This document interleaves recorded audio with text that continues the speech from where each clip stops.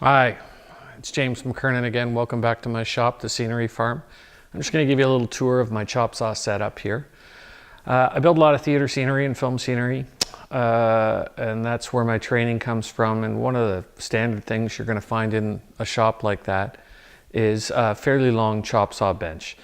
This is not an in-place chop saw bench as you'd find in a lot of permanent scene shops, because I just don't have a wall long enough on which to place it. I have too many other floor tools, and my shop is just not that big, or not big enough for that. It's big enough for me though.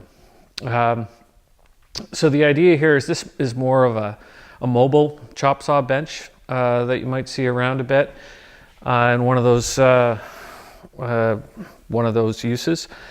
This here is on wheels, just like I have my bench. So I use my tip jacks, and very quickly I can go from on wheels to on feet. I don't want to have the bed that's holding the wood be much longer than the actual the cabinet that the saw is sitting on. So what I have is I have a wing that is temporary. It's hinged fairly accurately, so when it pops up again, it locks in place and the fence is still straight. I have a little notch here which allows me right here to lift it up so that this brace can drop out of the way. The brace is just notching into this little triangular, it's almost like a French hanger there. And I also realized that sometimes I'm going to cut something that's slightly longer than the wing or the fence. So I have this guy here, which is essentially a stop block extension. I take a clamp, lock it in place, and then I have a stop block that I can put stuff up against. I store it back here, and as I often cut wood that is longer than, I don't know, I think I have like 7 and change feet here, or 6 and change, I don't know what it is off the top of my head.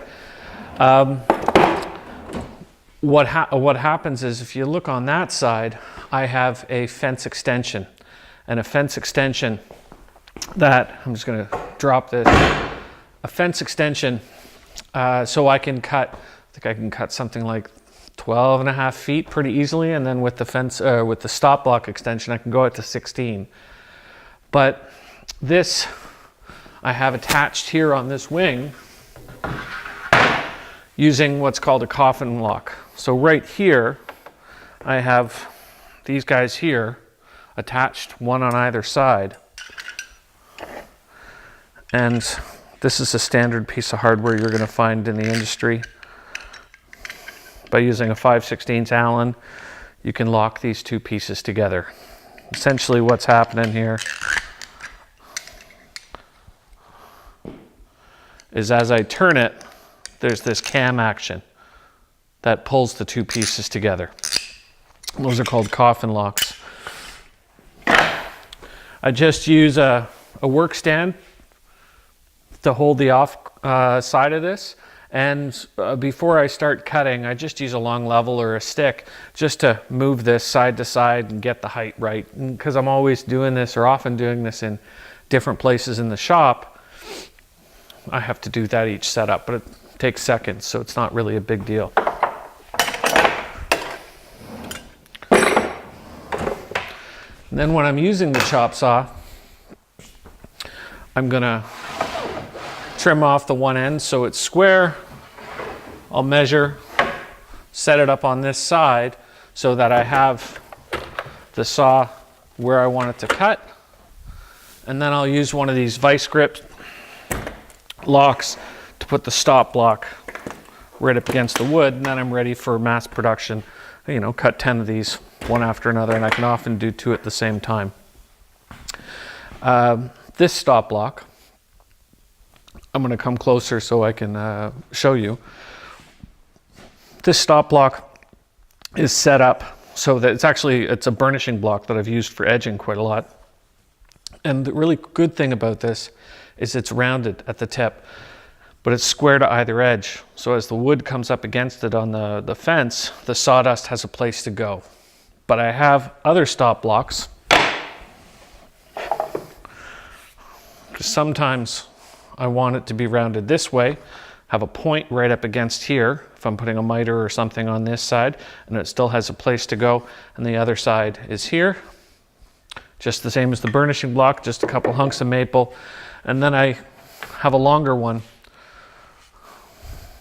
for when I want to use the stop block here, or use the vice clamp here and get the stop block closer to the blade. And I always write stop block on everything, just to make sure. Wonder what's going on out there. I write stop block on everything because little pieces of wood, as they're sitting near the chop saw, often become kindling for the fire.